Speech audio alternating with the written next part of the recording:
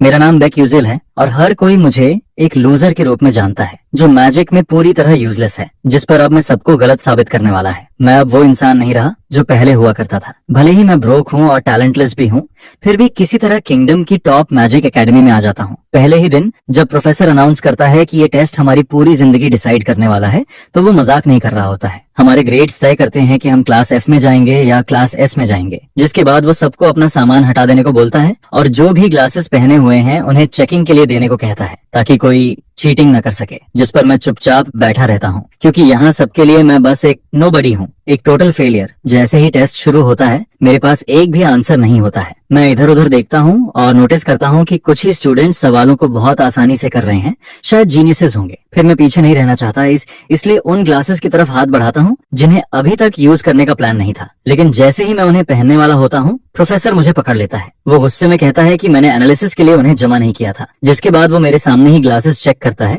और एक पल के लिए मुझे लगता है कि अब मैं पकड़ा गया। मुझे लगता है अब सब खत्म हो गया, लेकिन उसे कुछ भी सस्पिशियस नहीं दिखता और वो ग्लासेस वापस दे देता है। इस दुनिया में किसी के पास ऐसे ग्लासेस नहीं है। इन ग्लासेस की मदद से मैं टेस्ट के हर आंसर को देख सकता हूँ और उससे भी बहुत कुछ ज्यादा। फिर एग्जाम खत्म होता है और प्रोफेसर मेरे रिजल्ट को देखता है, जिस पर उसे एक बड़ा प्रॉब्लम नजर आता है। एक सवाल ऐसा था जिसका आंसर इम्पॉसिबल होना चाहिए था, लेकिन उसके बारे में आगे पता चलता है। इसके कुछ दिन पहले स्लम्स में एक कार रेस हमारे मेन कैरेक्टर को कहीं सुनसान जगह ले जा रही होती है। रास्ते में वो सो जाता है और उसे एक सपना आता है जिसमें उसे पास्ट की मेमोरी दिखती है, जहां वो कहता है कि बड़ा होकर वो एक मेज बनेगा और उसकी मदर उस पर बिलीव करती है। उसके पेरेंट्स मेहनत करके उसके लिए एक सेकेंड हैंड मैजिक बुक खरीदते हैं, जिसके बाद से वो रोज मैजिक पढ़ना शुरू करता है ताकि वो उन्हें प्राउड फील करवा सके। लेकिन फिर उसे डॉक्टर के पास जाना पड़ता है, जहां बताया जाता है कि उसे माना लीकेज सिंड्रोम है। ये सुनकर लड़का शॉक हो जाता है और इस बीमारी पर बिलीव नहीं कर पाता है, जिस पर हमारा प्रोटैगनिस्ट सोचता है कि ये बेक यूजल की मेमोरीज हैं या उसकी खुद की। तभी उसे तेज हेडेक होता है और वो अचानक जाग जाता है। उसे एहसास होता है कि सुबह हो चुकी है और साथ के मेजर्स कहते हैं कि वो अभी उसे जगाने ही वाले थे,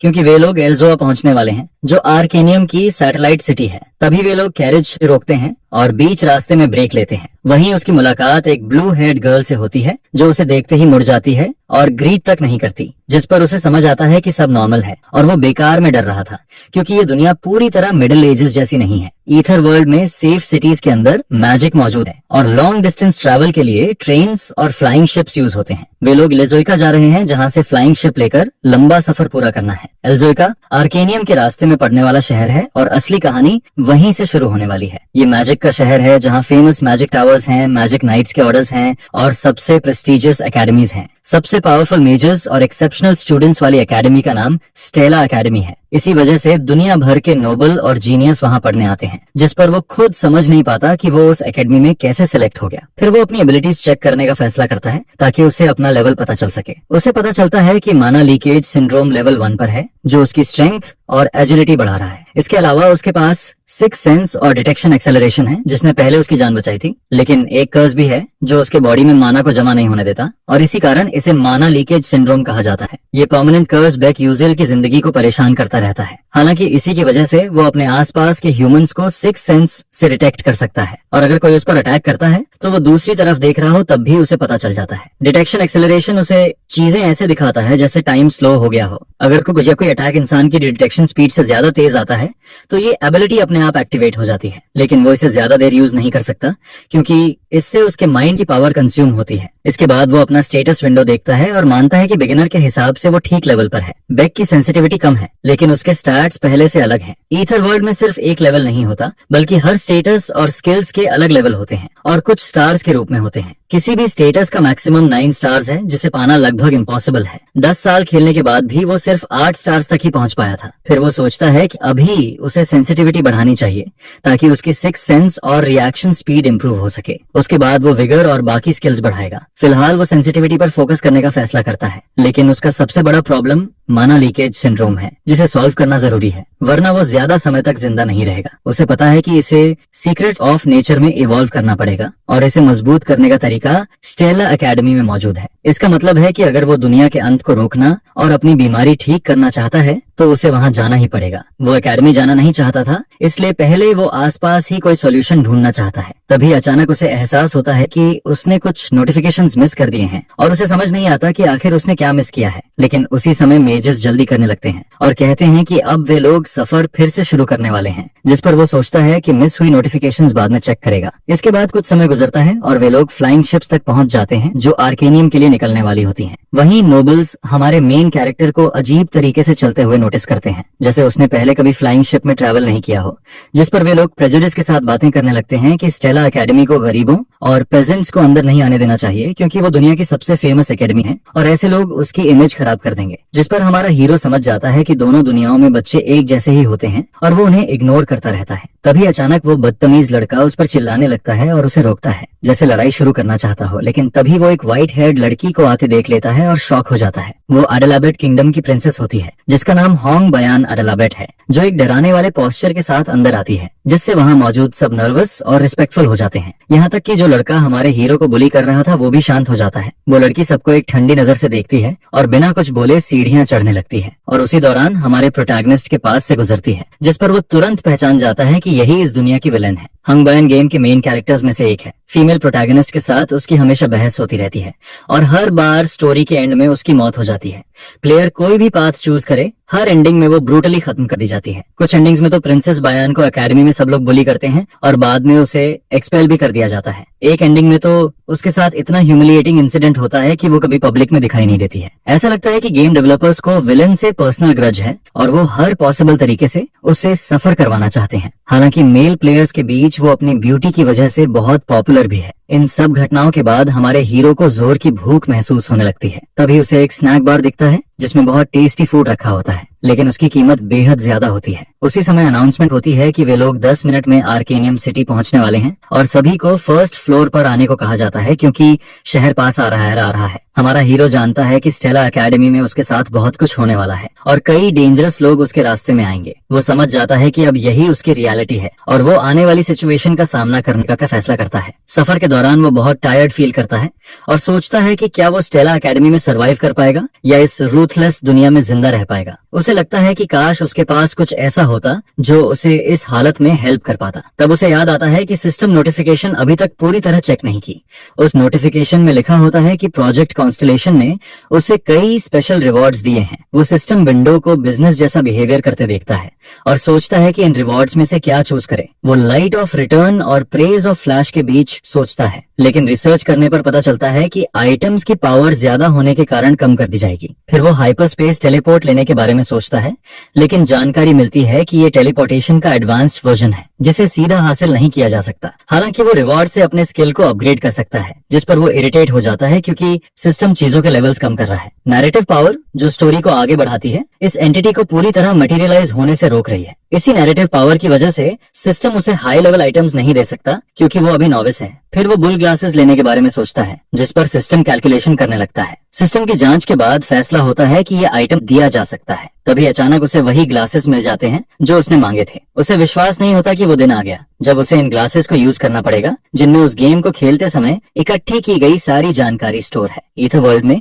हंटेड मॉन्स्टर्स की सारी जानकारी याद रखना इम्पॉसिबल था, इसलिए प्लेयर्स ऐसे आइटम्स बनाते थे जिनमें इंफॉर्मेशन स्टोर हो सके। हमारे हीरो ने भी ऐसा ही किया था और यही ग्लासेस बनाए थे। ये बल्बो ग्लासेस उसे गेम की जर्नी में देखी हर चीज याद दिलाते हैं। फिर वो आइटम से बीबीओ फोल्डर ओपन करने को कहता है, जिसमें मॉन्स्टर्स, डंजन्स, हंट्स और कई कैरेक्टर्स की जानकारी दिखती है जो उसकी जर्नी में पहले आ चुके हैं। जल्द ही बैक इस मेन्यू को खोलता है और उन आर्टिफैक्ट्स और मॉन्स्टर्स को एनालाइज करने लगता है जिन्हें वो पहले देख चुका है। क्योंकि अब ये उसकी रियल लाइफ है, इसलिए गेम सिस्टम से रिपीटेबल क्वेस्ट्स की सही जानकारी मिलना पॉसिबल नहीं है। लेकिन इन ग्लासेस की मदद से वो अपनी पुरानी स्किल का आधा हिस्सा वापस पा सकता है। तभी अचानक एसल नाम की लड़की के बारे में शोर होने लगता है। लोग कहते हैं कि वो ट्रेटर डच मॉथ की बड़ी बेटी है और हमारा हीरो समझ जाता है कि वही ब्लू हेयर्ड गर्ल है सभी यंग लोग उसे देखकर गुस्सा हो जाते हैं कि उसने यहाँ आने की हिम्मत कैसे की और अपना चेहरा क्यों दिखाया। तभी उसे याद आता है कि ये ग्लासेस स्टोरी के कैरेक्टर्स की इन्फॉर्मेशन भी दिखाते हैं, जिससे उसे पता चलता है कि एसल मॉफ एक फेक हीरोइन है जिसके पास आइस मैजिक है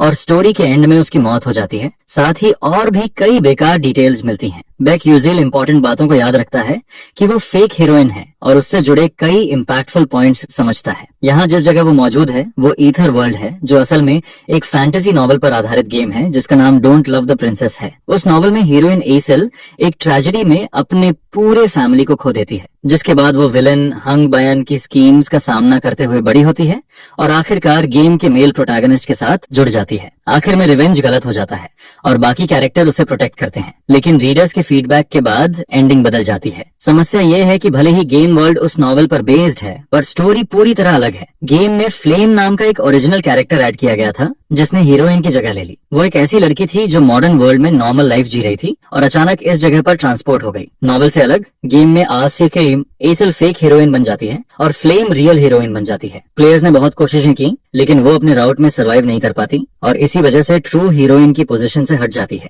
जिस पर बेक बुल्बो ग्लास उतार देता है और कहता है कि इसका उससे कोई लेना देना नहीं है और वो उन्हें साइड में रख देता है। वो सोचता है कि शायद ये उसकी इमेजिनेशन है, लेकिन उसे लगता है कि उसने उस लड़की को कहीं पहले देखा है। फिर उसे लगता है कि अब फ्लाइंग शिप से उतरना चाहिए और वो आखिरकार स्टेला एकेडमी पहुंच जाता है। वहाँ हेडमास्टर बोलता है कि डिमोनिक ह्यूमंस वो मेजर्स होते हैं जिन्होंने हिडन पावर्स इस्तेमाल की और क्रीचर्स बन गए और अभी भी वे लोग इन्वेजन करते रहते हैं, पोर्टल्स खोलते हैं और एंशिएंट डंजन्स में घुसकर मैजिकल वर्ल्ड पर अटैक करते रहते हैं। सबको हेडमास्टर की स्पीच बोरिंग लगती है, लेकिन वो 4 स्टूडेंट्स की सेरेमनी की बात जारी रखता है जिनके हाईएस्ट स्कोर्स आए हैं और उन्हें स्टेज पर आने को कहता है क्योंकि वही फ्रेशमैन को रिप्रेजेंट करेंगे। हमारा मेज वहाँ फ्लेम, विलन हंग बयान और ब्लू हेयर्ड गर्ल को देखता है। वो नोटिस करता है कि उनके चेहरे चमक रहे हैं जैसे स्टोरी के मेन कैरेक्टर्स होने का असर हो। उनमें सबसे खास मायूजांग है, एकेडमी का हाईएस्ट स्कोर वाला स्टूडेंट। प्रोटैगनिस्ट उसे तुरंत पहचान लेता है क्योंकि म्यूजांग स्टोरी का सबसे हैंडसम और इंटेलिजेंट इंसान माना जाता है। मायूजांग को हेवन और अर्थ के बीच सबसे ऑनरेबल कहा जाता है। उसके पास 9 स्टार मना स्टेटस है और वो सभी एलिमेंट्स कंट्रोल करने वाला जीनियस है जिसमें डीटी बनने की पोटेंशियल है। भले ही वो ट्रू एंडिंग हासिल न कर पाए, पर वो बैड एंडिंग्स अवॉइड करना चाहता है और इसके लिए एमए को अच्छे साइड में लाना जरूरी है। लेकिन ये सब फ्लेम के एक्शंस पर डिपेंड करता है क्योंकि फ्लेम भी उसी रियलिटी से आई है जहां से हमारा हीरो आया है, इसलिए वो उसके करीब जाने की सोचता है। लेकिन अगर उसने उसे एनिमी समझ लिया और प्रपोजल रिजेक्ट कर दिया तो सिचुएशन कॉम्प्लिकेटेड हो जाएगी, जबकि उसके पास प्रिविलेज्ड इन्फॉर्मेशन है। फ्लेम फैंटेसी रोमांस नॉवल की पोजेसर है और बेक फैंटेसी रोमांस गेम का पोजेसर है। भले ही स्टोरी में उसकी इंपॉर्टेंस ज्यादा नहीं है, फिर भी बेक ये सब करने का फैसला करता है। हीरोइन के पास डार्क डिमोनिक ह्यूमंस को प्यूरिफाई करने की स्पेशल एबिलिटी है, लेकिन उसके पास एक ऐसी पावर भी है जो आसपास के लोगों को डिस्ट्रॉय कर सकती है, इसलिए उसके पास रहना डेंजरस है। इसलिए उसका रोल है कि वो दूर से हीरोइंस को सपोर्ट करे और ज्यादा इन्वॉल्व होने से बचे।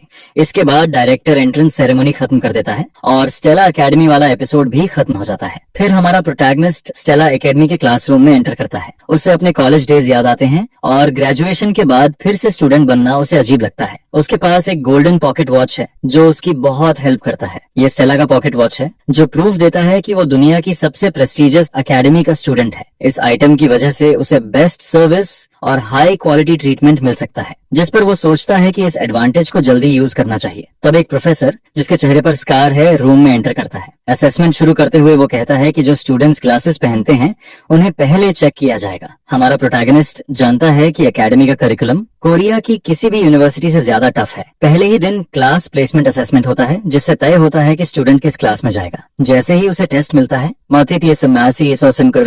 है, उसे पेपर पर कुछ भी समझ नहीं आता है। ये ऑर्डिनरी एंट्रेंस एग्जाम से भी ज्यादा डिफिकल्ट है और स्टूडेंट्स को एस से एफ तक रैंक किया जाता है। ज्यादातर प्लेबल कैरेक्टर्स इसी एग्जाम के स्कोर के आधार पर क्लासेस में होते हैं। दूसरी तरफ बेक लास्ट प्लेस पर एकेडमी में आया था और क्लास एफ में रखा गया। वो एम यूजांग को प्लेसमेंट एग्जाम के दौरान बोर्ड होते देखता है क्योंकि उसने सबके पहले अपना टेस्ट खत्म कर लिया था। उसे समझ आता है कि वो इतना बोर्ड क्यों है, क्योंकि वो सबसे पावरफुल फैमिली में पैदा हुआ और पूरी दुनिया का सबसे टैलेंटेड इंसान है। इसलिए वो अच्छा बनेगा या बुरा, ये फीमेल प्रोटैगनिस्ट पर डिपेंड करता है, क्योंकि दुनिया को बर्बाद करने वाले डिमोनिक ह्यूमंस भी म्यूजांग में इंटरेस्ट रखते हैं। हमारा हीरो खुद को क्लास के जीनियसेस से कंपेयर करता रहता है। वो सोचता है कि क्या यहाँ बुल ग्लासेस यूज कर सकता है, क्योंकि लाइब्रेरी में उसने इनके साथ कई स्किल्स जमा की थी। वो सोचता है कि खोने को कुछ नहीं है, इसलिए टेस्ट करने का फैसला करता है। और जैसे ही वो ग्लासेस निकालता है, प्रोफेसर उसे नोटिस कर लेता है। फिर प्रोफेसर कहता है कि अगर कोई ग्लासेस यूज करेगा तो पहले उन्हें इंस्पेक्ट किया जाएगा। जैसे ही वो बैग के ग्लासेस हाथ में लेता है, उसे उनके आसपास एनर्जी महसूस होती है। हमारा हीरो समझ जाता है कि अगर उसे पता चल गया कि ये नॉर्मल ग्लासेस नहीं है तो उसे एक्सपेल कर दिया जाएगा। तभी अचानक सिस्टम कहता है कि ग्लासेस का एक पार्ट मिसिंग है और पूछता है कि क्या वो उसे समन करना चाहता है। उधर प्रोफेसर घबराकर बुल्बो ग्लासेस को इंस्पेक्ट करता रहता है।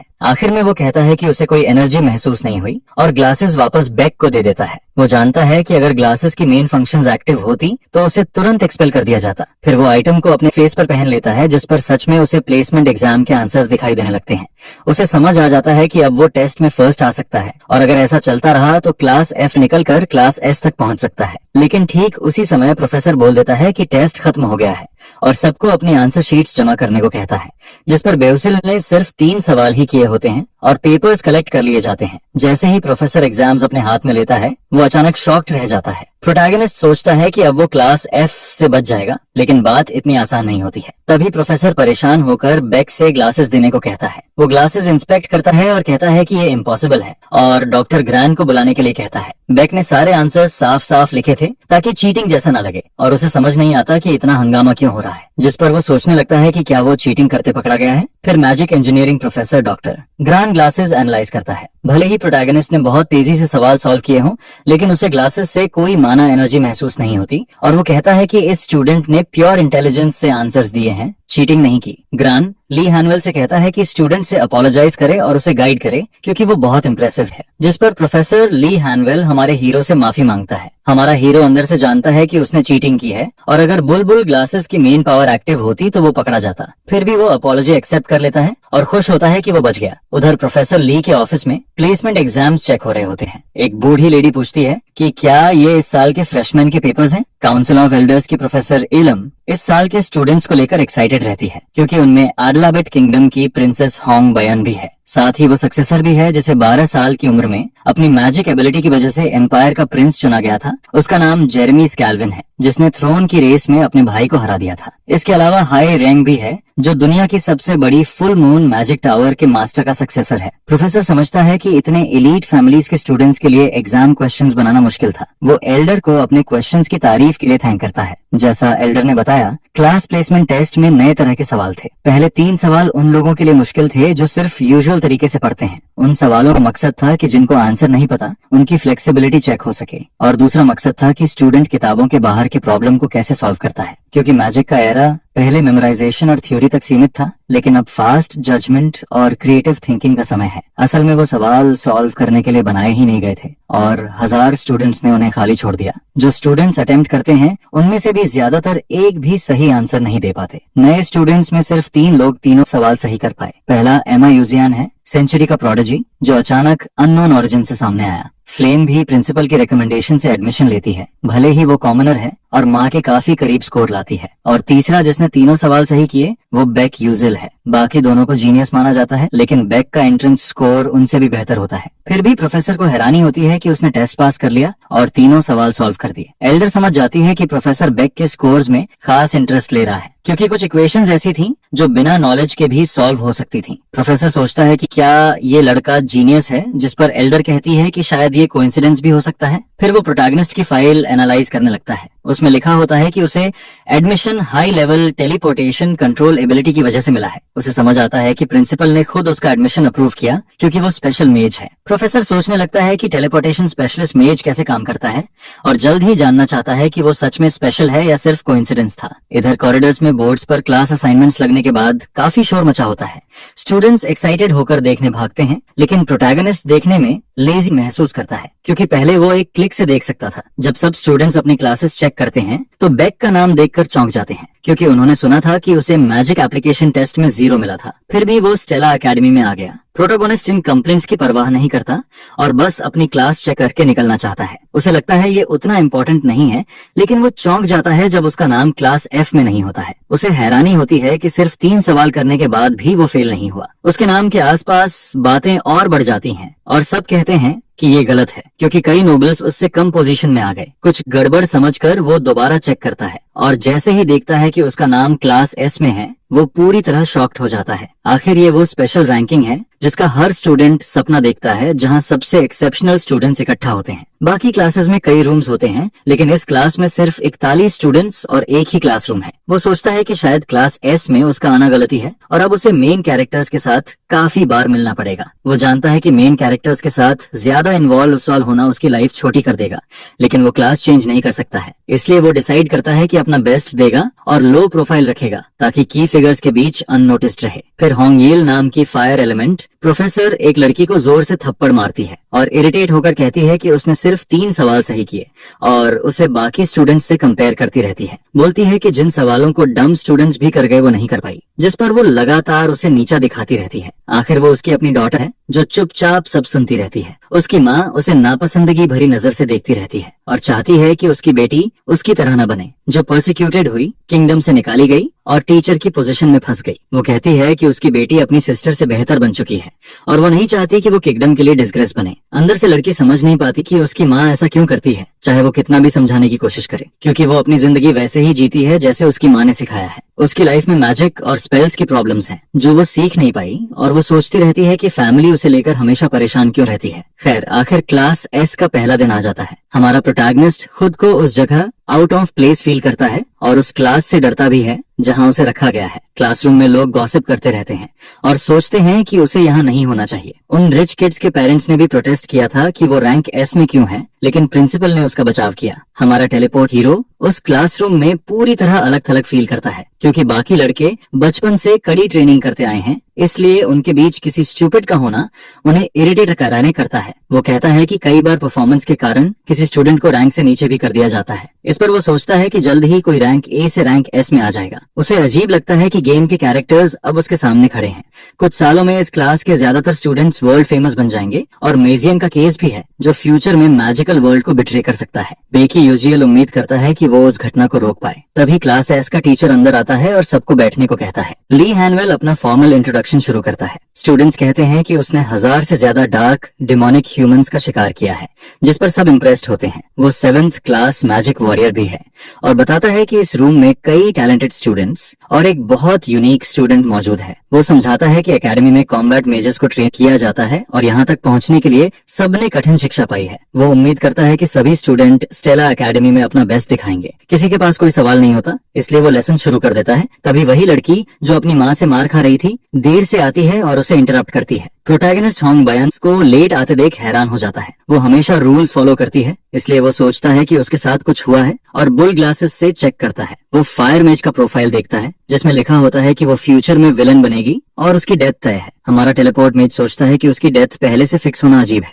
अगर एसल फ्लेम की वजह से खत्म होती है तो होंग भी उसके साथ जाएगी, क्योंकि दोनों का फेट जुड़ा है। उसे समझ आता है कि विलन का यही इनएविटेबल फेट होता है, जैसे फायर मेज का है। वो चाहता है कि अगर पॉसिबल हो तो उन्हें बचा पानी दिया उन्हें बचा ले, लेकिन वो ऐसी पोजीशन में नहीं है। दूर से सब देखते हुए उसे बुरा फील होता है, लेकिन उसके पास कोई और ऑप्शन नहीं होता। तब हैंग बयान आकर उसके बगल में बैठ जाती है। बेकी यूजियल थोड़ा साइड में खिसक जाता है और उसे बैठने देता है, लेकिन उसे लगता है कि शुरुआत से ही चीजें बदल रही हैं। लेसन शुरू करने से पहले टीचर स्टाफ सक्सेशन सेरेमनी के बारे में बताता है, जिसमें क्लास एस और क्लास ए साथ जाएंगे। हमारा प्रोटैगनिस्ट इस सेरेमनी को थोड़ा अनोइंग मानता है, लेकिन देखने के लिए एक्साइटेड भी है। आखिर स्टेला एकेडमी में 2 बड़े इवेंट्स होते हैं, एक फेमिलियर कॉन्ट्रैक्ट सेरेमनी और दूसरा स्टाफ सक्सेशन सेरेमनी। एकेडमी की रेपुटेशन की तरह ये स्टाफ सेरेमनी भी खास है। टीचर सब स्टूडेंट्स को सेरेमनी साइट पर ले जाता है और बताता है कि वहाँ लो क्लास से मिड हाई क्लास तक के स्टाफ्स रखे हैं। उन्हें जो स्टाफ सबसे इंटरेस्टिंग लगे उसे चूज करना है, क्योंकि बाद में स्टाफ एक्सचेंज प्रोसेस कॉम्प्लिकेटेड है, इसलिए सोच समझकर एक ही स्टाफ लेना बेहतर है। प्रोटोगोनिस्ट जानता है कि एथर वर्ल्ड में स्टाफ रेजोनेंस के जरिए अपने ओनर को चुनता है, इसलिए वो जबरदस्ती हाई लेवल स्टाफ नहीं ले सकता।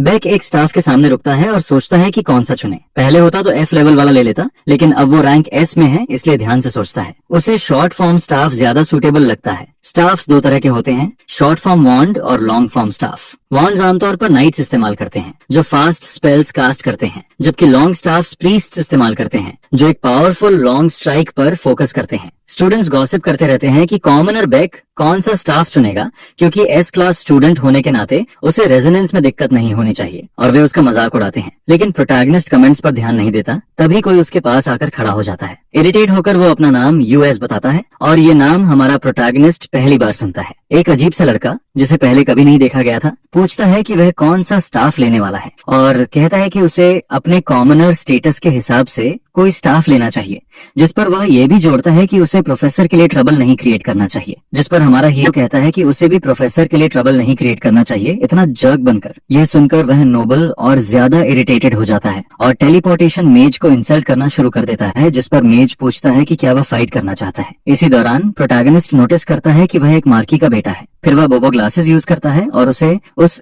इररिलेवेंट लड़के के बारे में बस इतनी ही इन्फो मिलती है, जिससे उसे समझ आता है कि यह लड़का उसकी लाइफ में बिल्कुल सेकेंडरी और अनइम्पोर्टेंट है। इसके बाद वह यूएस कहता है कि वह एक बहुत फेमस स्टाफ लेने वाला है जिसका नाम एडमोर एडोमाई है, जिस पर हमारा हीरो समझ जाता है कि यह अपर मिडिल टीयर का सबसे स्ट्रॉन्ग स्टाफ होगा।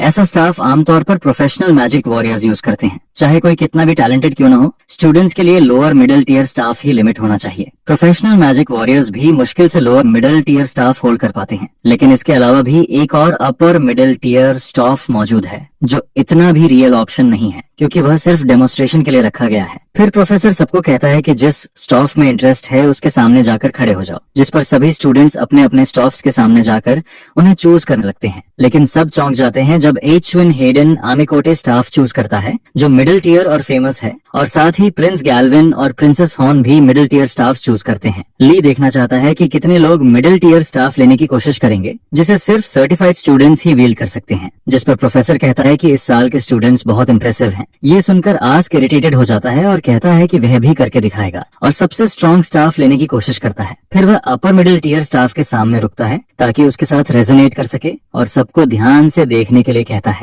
आखिर वह दिखाने वाला है कि रियल जीनियस कैसा दिखता है। जैसे ही वह स्टाफ को छूता है एक बहुत बड़ा मैजिकल एक्सप्लोजन होता है और सब कुछ वॉश आउट हो जाता है। जैसा सबने एक्सपेक्ट किया था वह फेल हो जाता है और हैम के स्लैब की तरह जमीन पर गिर जाता है। लोग पैनिक करने लगते हैं क्योंकि वह सीरियसली हर्ट दिखता है। कोई सोचता है कि अपर मिडिल टीयर स्टाफ के साथ रेजोनेट करना इम्पॉसिबल है और बेहतर है कि हार मान ली जाए। आखिर स्टाफ का ओनर पहले ही डिसाइड हो चुका है और वह मुजियन होगा जो कॉन्फिडेंटली आर्टिफैक्ट की तरफ बढ़ता है। उसी मोमेंट वह आइटम के सामने कॉन्फिडेंट स्माइल के साथ रुकता है। स्टाफ का ओनर तय हो चुका है और अब मायूजंग अपर मिडिल स्टाफ लेने की कोशिश करने वाला है। सब लोग मानने से इनकार करते हैं कि वह एडमरी एडोमरा स्टाफ होल्ड कर पाएगा, लेकिन सबकी सरप्राइज के लिए वह स्टाफ पकड़ लेता है और उसके हाथों से तेज लाइट निकलने लगती है। उस ब्लाइंडिंग लाइट की वजह से सब अपनी आंखें बंद कर लेते हैं। जब लाइट फेड होती है तब प्रोडिजी के चेहरे पर स्माइल दिखती है, जो उस छोटे स्टाफ को ऐसे पकड़ रहा है जैसे कुछ भी ना हो। उसके आसपास कोई भी स्टूडेंट बिलीव नहीं कर पाता कि नए स्टूडेंट ने अपर मिडिल स्टाफ ले लिया। वे सोचते हैं कि क्या यह पॉसिबल भी है, लेकिन प्रोटैगनिस्ट पहले से एक्सपेक्ट करता है क्योंकि वह स्टोरी जानता है। उसे पता है कि अब सबको उसकी टैलेंट का अंदाजा हो जाएगा। कुछ सेकंड्स तक हमारा हीरो सोचता है कि एमए उसे टीज करेगा, लेकिन नोबल बस हल्की स्माइल देता है। स्थिति को इग्नोर करते हुए वह कमेंट करता है कि फ्लेम ने भी अपर मिडिल स्टाफ लिया है। उसी मोमेंट हमारा हीरो इमेजिन करता है कि अब राउट स्प्लिट होने वाला है।